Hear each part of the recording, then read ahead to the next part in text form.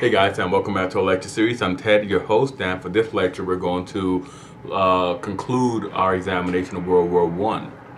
Now, in our past lecture, we looked at um, the opening stages of World War One, how the industrial improvements to war weapons sort of made it the most catastrophic and brutal event up until that point in human history.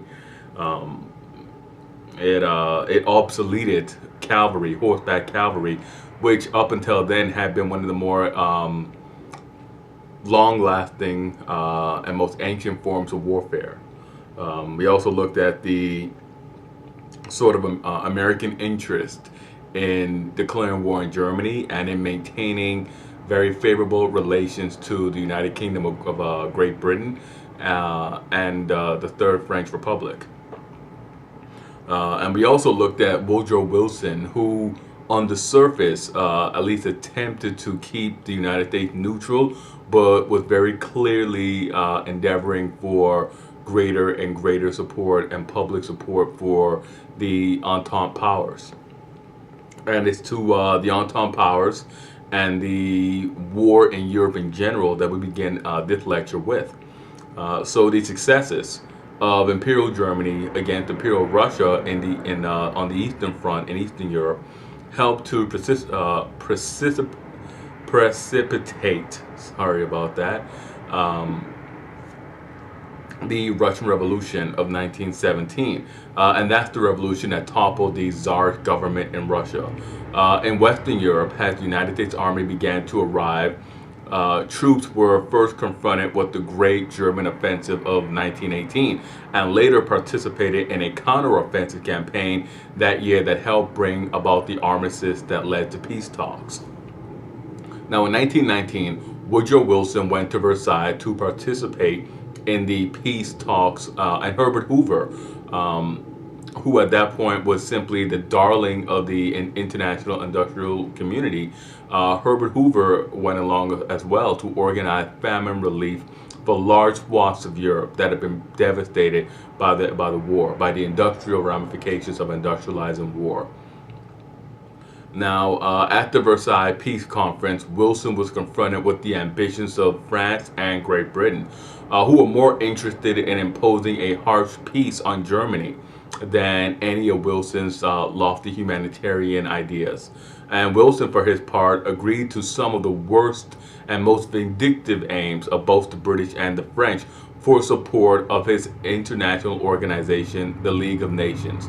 Now, Wilson's ambitions, however, were checked by the United States Senate, which refused to ratify the Versailles Peace Treaty. Indeed, the Senate would reject it, and the United States would sign a separate peace with Germany to end World War One.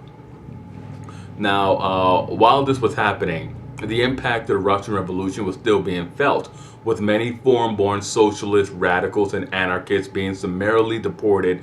To put this into context, in 1917, 1918, one of the greatest geopolitical transformations of all time occurred.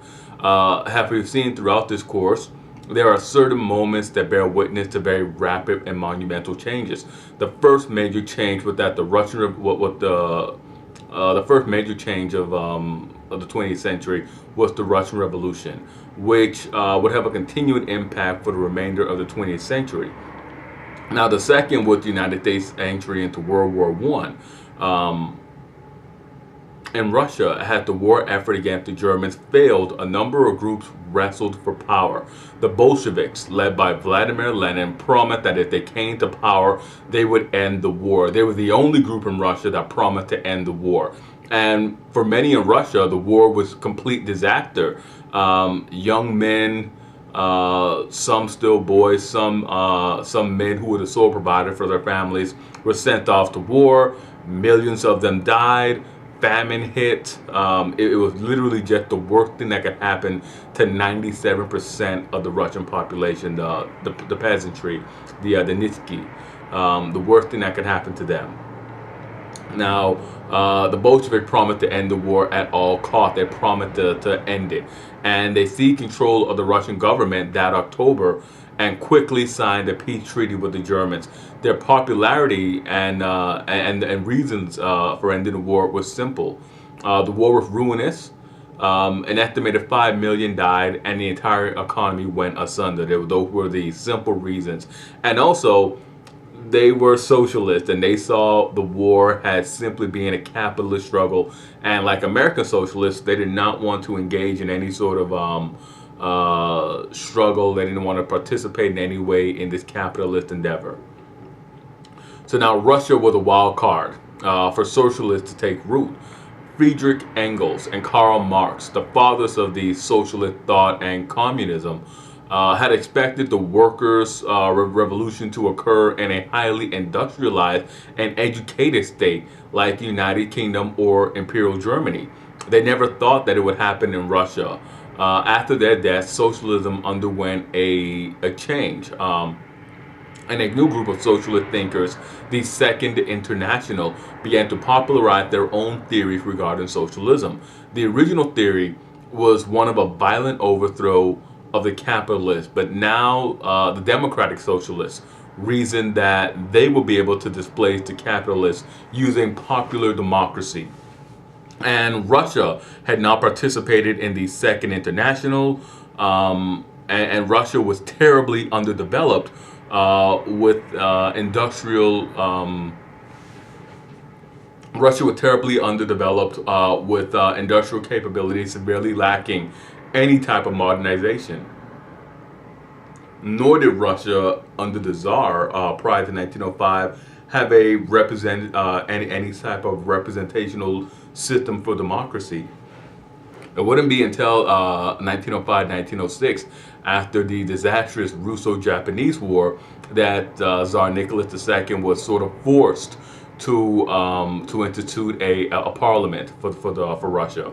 And even then, the parliament was severely curtailed because the Tsar retained just broad power to dismiss them, to veto legislation indiscriminately. There was no way for them to really have any national say. They were basically a debating society for the most part. Now, also, many of the leaders of and there was an attempt in 1905 at revolution, and many of those leaders went into exile. Leon Trotsky was one of them. Trotsky spent some of the time in exile in the United States, and he came to despise the socialists in the United States, those who wanted to bring socialism in gradually. He likened them to salesmen who missed who missed the state of the world on Sunday gatherings. Trotsky was one of the most fascinating characters of the 20th century. He was a famed and ruthless military commander, simply one of the best Bolshevik military commanders. Trotsky was also an accomplished writer whose history of the Russian Revolution remains one of the best written from the point of view of the Bolsheviks. Now, the Bolsheviks gained popular support by promising to get Russia out of the war at all costs, as stated earlier. And that's what they did after they took over. They immediately began to negotiate with the Imperial German diplomats, and on March 3rd, they signed the Treaty of Brest-Litov. And the treaty openly acknowledged Russian defeat in the war and gave Imperial Germany a large portion of Eastern Europe. And also saw Germany acknowledge the new socialist government in Russia. So Imperial Germany became the first major government to acknowledge Bolshevik Russia, communist Russia, what would become the Soviet Union. Now, within Russia, there were still competing rival factions, each vying for control of the government. There were the remaining Tsarist supporters and forces who wanted to restore the deposed Tsar Nicholas II. They wanted to bring him back into power, and there were supporters of the democratic government that had briefly succeeded the Tsar before being overthrown by the Bolsheviks. These groups collectively were termed the White Russians, while the Bolsheviks were called the Red Russians. And from the point of view of the United States, France, and the United Kingdom, there was a powerful motive to get Russia back into the war, so Germany would have to fight on two fronts again. So the United States and the United Kingdom made the fateful decision to send troops into Russia to help the White Russians defeat the Red Russians. This was one of the events that led to a deep dislike and distrust within the later Soviet Union of the United States and the United Kingdom. Now, the mission to aid the White Russians went on until 1920, and it was unsuccessful. With the failure in the East, the Germans were free to launch a power offensive in the West. In 1918, the German army brought the bulk of their soldiers and military equipment to the Western theater. Their goal was to launch an overpowering attack on their enemies in the West and bring the war to a swift conclusion. This offensive in 1918 was just as damaging as the German offensive of 1914 had been. This offensive advanced to within a few miles of Paris and was halted by the arrival of the United States Expeditionary Forces. The United States Army had been slowly re-equipped and enlarged during the early phases of the war, and some earlier successes at Chateau Thierry, Belleau Woods. These engagements revived the spirits and morale of the French and the British soldiers, who were then near the brink of collapse. Now, Admiral Sims, who we had previously discussed, also had a major impact on the war, and particularly a major impact on war morale. As discussed earlier, the German Navy had major successes against the merchant marine of the British and the French. Admiral Sims, whose great contribution was to introduce a convoy system for merchant marines, for those nations' merchant marines, and he did so that they would be able to repel submarine attacks, from being one members of a group to being two, escorted by armed naval vessels. It made it much more difficult for the submarines to attack.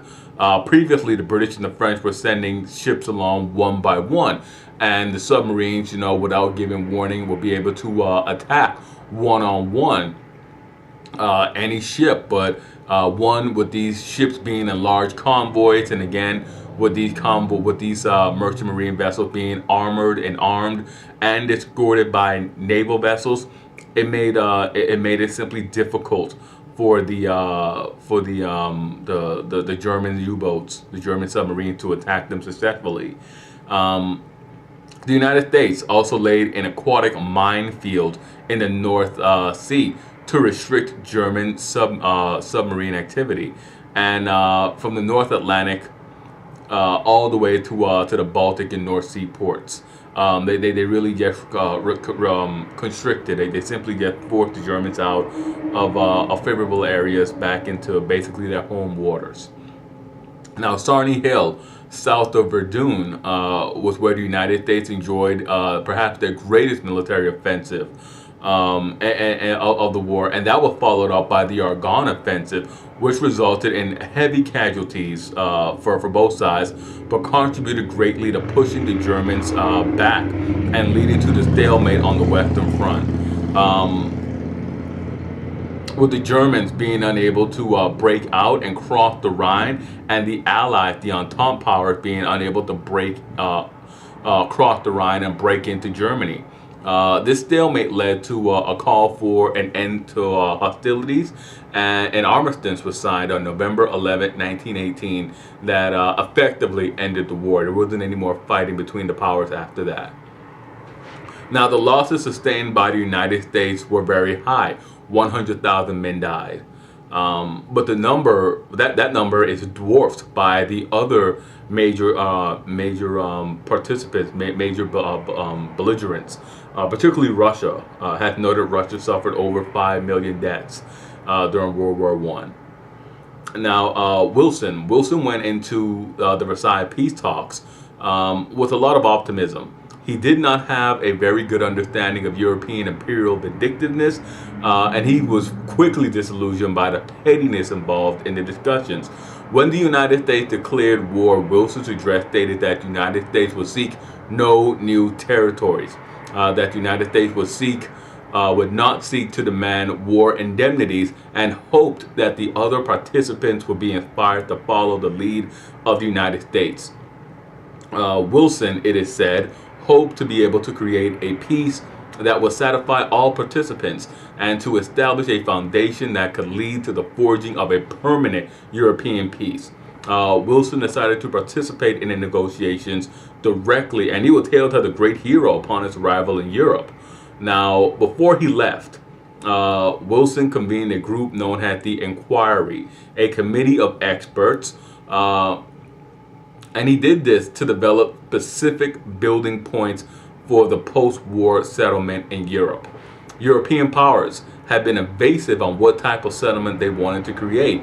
You could not get a straight answer from the British or the French had to regards to what was going to happen in Europe after the conclusion of the war. So Wilson largely had to resolved to frame his own settlement, one that he would want to see put in place. One of the most striking things about the Inquiry was that they developed these very high quality maps drawn up because the whole of Europe was going to have its boundaries redrawn. That was evident. The Russian Empire had fallen, the German Empire had fallen, and the Austro-Hungarian Empire had fallen. This large chunk of Central and Eastern Europe now had to be redefined. And of course, the main product of the Inquiry is known as the 14 points. And the 14 points, they were a set of principles that were the building blocks, as Wilson said it, of lasting European peace. Wilson and the Inquiry were sure that this was going to be the war to end all wars, and the end of this war was going to make the world safe for democracies. Even within that statement, Wilson had a very narrow interpretation of safe for democracies and a war to end all wars. This was Wilson was he wasn't a Southerner, but he was very much a Dixiecrat, and his entire emphasis was largely on making the world safe for Europeans and people descended of full-blood European ancestors to enjoy democracy and to enjoy safety. It did not extend beyond Europe. Now, notable points of that Wilson wanted to include was the surrender of all conquered territories and land.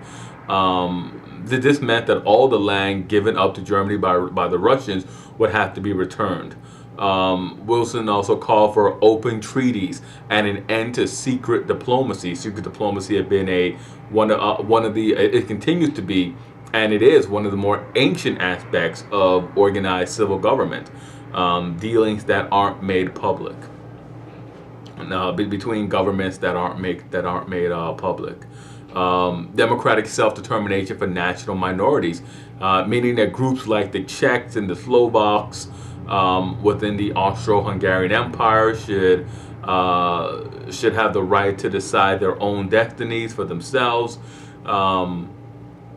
It really meant that these groups would embark upon founding self-governing democracies. And the most important point for Wilson was that there should be an international organization, the League of Nations, that would arbitrate international disputes carefully.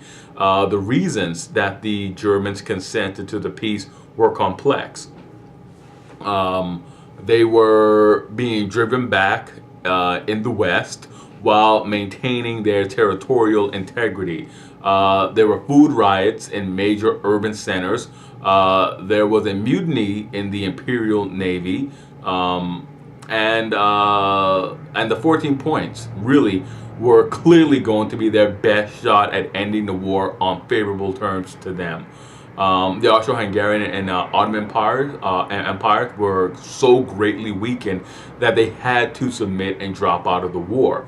Kaiser Wilhelm II, he abdicated, and a republic was declared with all the German principalities from Mecklenburg all the way down to Baden, all of them abolishing their monarchies, and a full republic was declared. And this republic that succeeded the German Empire and precipitated the rise of Adolf Hitler and the establishment of Nazi Germany. This is known as the Weimar Republic or the Weimar Republic.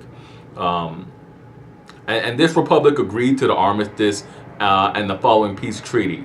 Now, the whole equation really was interpreted very differently by David Lloyd George, Prime Minister of Great Britain, and George Clemenceau, the President of France. To them, they and their respective nations have been involved in the war from the beginning, and have seen their nations desperately hold on while paying a very, very great price. They wanted to reap the spoils of victory. They were being held by their electorates to get the Germans to accept blame for the war. The war was so devastating that you had to point the finger at a bogeyman. You had to paint the finger at the bad guy. Kaiser Wilhelm II, he's regarded generally as the bad guy, as the person who started the war, and the populations generally came in France and Great Britain generally came to see that Germany was the aggressor. Germany was the bully. Germany was the reason that war was declared in the first place. So these two leaders were under increased just tremendous amount of pressure to get Germany to pay war reparations and to accept blame for the war. They were less interested in forging a lasting peace and more interested in exacting a Carthaginian or a very harsh peace with the Germans. This move was especially prevalent in the United Kingdom. Lloyd George had just won an election, and one of his most popular campaign slogans was "Hang the Kaiser." And just to give you an understanding of all of this, Kaiser Wilhelm was the eldest grandson and the eldest grandchild of Queen Victoria. The current British monarch, King George V, he was the first cousin of Kaiser Wilhelm. His father, Edward VII, and Kaiser Wilhelm's mother, the Empress Frederick or Empress Victoria of Germany, they were brother and sister. They were born a couple months apart. And as a matter of fact, George V, dynastically, he belonged then and still belongs now to the royal house of Saxe-Coburg-Gotha, but under increased pressure from government advisors and literally just the British populace, he had to change the family name. They had to get rid of that German-sounding name, Saxe-Coburg-Gotha, which was one of the German principalities that fell, and adopt a more English-sounding name, Windsor. So that's why the British royal family name is Windsor. They had to change it due to anti-German sentiment, and literally the Hang the Kaiser was the prevailing mood in Great Britain. It was a very, very, very heated atmosphere there. And Clemenceau, for his part, it is said that when he heard of Wilson's 14 points, he remarked, "God gave us 10 commandments, and we broke them. Wilson gave us the 14 points. We shall see." So again, the two principal allies of the United States, not really interested in any sort of lasting peace, not really interested in any sort of long-lasting personal endeavors with any sort of lasting peace, and no sort of international cooperation, at least with Germany. As the negotiations began, Wilson was forced bit by bit to abandon his points. to accommodate his allies and to give ground on a special clause in the treaty assigning war guilt to the Germans. War indemnities also had to be given by the German, had to be paid up by the Germans, and the British government even went so far as to specify that Germany were going to have to pay the war pensions for British soldiers. So that's like that's just showing you the atmosphere and the situation at Versailles. Now the cost would have been so great that it would have permanently weakened Germany, and this was a very deliberate move on the part of the British and the French. They wanted to remove Germany from the great power circle.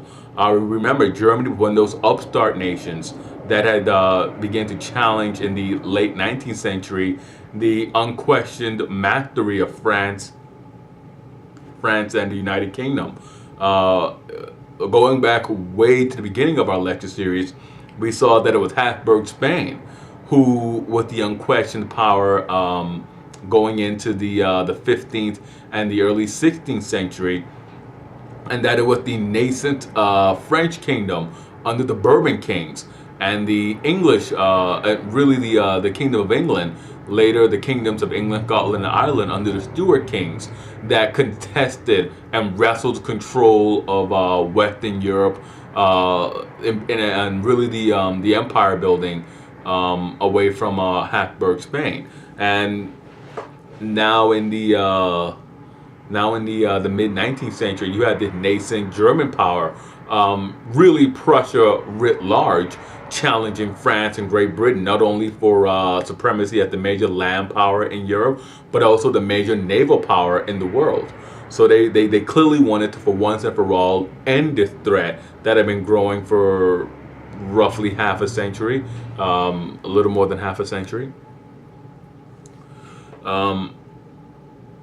They were very keen, Great Britain and France, they were very keen to ensure that Germany lost all of her colonial possessions. These war aims were not created to enhance any sort of peace. They were they were created so that they would leave Germany very, very weak, and then they hoped that by doing this they would create a weak, non-threatening Germany. But instead, they created a very vengeful Germany that will be very keen to reignite tensions and avenge themselves in a future war. One of the first persons to foresee this was the British economist John Maynard Keynes. And Keynes advocated that Germany should be put on a strong economic footing as quickly as possible. And he lost a lot of friends for that by saying that in Great Britain, in the years prior to the war, the British had been really sort of fretting because the German economy, German industrial capacity, had far outstripped British industrial capacity. So there was a lot of fear on that front of having to compete economically with Germany. Now, the German negotiators felt absolutely betrayed by Wilson, as he conceded point after point to his allies, imposing harsher and harsher measures on the Germans. When the Germans surrendered, they were not a defeated foe. They still had a very large army in the field, and they were still capable of waging more campaigns, and they never lost any German territory during World War I. The Allies had failed to defeat the Germans on German soil and occupy it. The Germans had only agreed to negotiate because of the 14 points, and now Wilson's 14 points weren't even becoming the governing principles of a future treaty.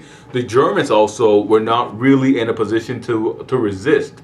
There had been violent outbursts back in Germany, and the entire government was unstable. The Weimar Republic was a very unstable outfit. Now, the Germans reluctantly accepted the treaty. They made it known that they did not think it was just, or that they should have been forced into agreeing to it. And they wrote a 444-page criticism of the treaty, pointing out the ways in which it violated the 14 points namely the surrender of territory to France and to Poland, to the breakup of the Austro-Hungarian Empire. And this led to a very marked showing of the German delegation's indignation as their leader read their response sitting down rather than standing up. And Wilson, and to Wilson, who was just oblivious to the fact that this was a very calculated symbol of affront, to describe the Germans as stupid and derided their speech as tactless. Now, though the realities were lost on Wilson, they were not lost on all observers. Secretary of State Robert Lansing observed that watching the German delegation sign the treaty was like watching men sign their own death warrants. He also viewed all of these activities as increasing the geopolitical instability of Western Europe. Wilson was dismayed by the turn of events and consented in hopes that the League of Nations would be able to correct the worst features of the treaty. It is argued that Wilson wanted to wait until tempers cooled and reason came back, and then use the League of Nations to sort out the treaty's shortcomings. Now, while all of that was going on, a terrible epidemic swept through the United States and really the entire world. This epidemic was the Spanish flu. This epidemic proceeded to be more lethal than the fighting had been. 22 million people worldwide died during the Spanish flu epidemic. About 600,000 of those in the United States. And this flu, this strain was very, very, very unusual. Instead of killing the very young and the very old, it killed those most likely to die, young adults. It swept through large urban centers and nearly caused the collapse of the insurance industry. Many public places were closed. There was a great fear that going out in public would make you sick. There are haunting pictures of the victory parades that followed the end of the war, in which all of the spectators are wearing these sort of gauze face masks to sort of guard against contamination. Now, the success of the Russian Revolution led to increased crackdowns on the activities of socialists, with the ultimate goal being the expulsion of all foreign-born radicals and jailing all domestic radicals. Now, the anarchists were partly to blame for all of this. There was a mail bombing campaign conducted in Washington, with the Attorney General Mitchell Palmer being one of the intended victims. This led to one of the most repressive events in United States history, the Palmer raids, where dozens of the most notable socialist and radical leaders were gathered and deported. This period saw Palmer appoint J. Edgar Hoover to head his General Intelligence Division, a group that would later become the FBI. Now, these raids led to the arrest and deportation of 240 Russian-born radicals. This was also the beginning of the first Red Scare in the United States. American socialists, who had seen a lot of their leadership either imprisoned or deported, were now beset by internal divisions. Internal figures begin to sort of begin to appear in the American socialist associations. Now, the First World War discredited the Second International, who were trying to accomplish a socialist takeover by peaceful means. They declared that they would not fight in or support the capitalists. They were driven really for nationalistic reasons. It was only the United States where the Socialist Party held firm and did not engage in the war. During World War I, all the German socialists fought for Imperial Germany, supported Imperial Germany. The British socialists supported the British war effort. They joined the British Army. And French socialists supported the French Republic and the French Army. Only in the United States did the Socialist Party refuse, and then they paid a very heavy price for their refusal to support the war effort. Now, the Russians, for their part, launched the Third International. The Third Internationals were dedicated to the forced, violent overthrow of capitalism. The Third International tried to get the socialists in the United States and really the world over to take their direction from Moscow and Moscow only. Um, they they found that some agreed and formed communist parties, but others balked. They refused to participate in the violent overthrow of capitalism. They also did not want to follow the dictums of the communist leadership in Moscow. And this reflected the sharp differences in the American socialism, which was, going back into the 1890s, Christian socialism, and Russian socialism, which rejected religion altogether. Eugene Debs, the longtime socialist leader, had been imprisoned throughout the war, and he remained in prison after. Woodrow Wilson refused to release him even after the war ended, and Debs ran for president from his prison cell. Debs remained in prison for the rest of the Wilson presidency, being freed only after Warren Harding was elected president.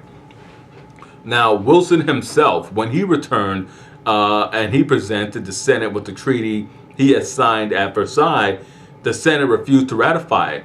They had refused to do so because of the power relationship troubles posed by the League of Nations. Wilson had been overconfident in his abilities. In 1918, just before he left, the Democratic Party lost the midterm election, losing control of both the House and Senate. Wilson, even with the electoral loss, he did not consult with Republicans or take any Republicans with him to Versailles. One of the most influential Republican leaders, Henry Cabot Lodge, refused to even support the treaty until a clear differentiation of power was made. Wilson tried to dance around his congressional opponents, and he embarked upon a speaking tour. Wilson, during his speaking tour, became ill and suffered a stroke. Now this stroke left him paralyzed on his left side, and rumors flew wildly about his condition, whether he was alive, whether he had gone mad. Wilson was alive, to be certain, but he was gravely weakened, and he was by this point the only person still maintaining a hard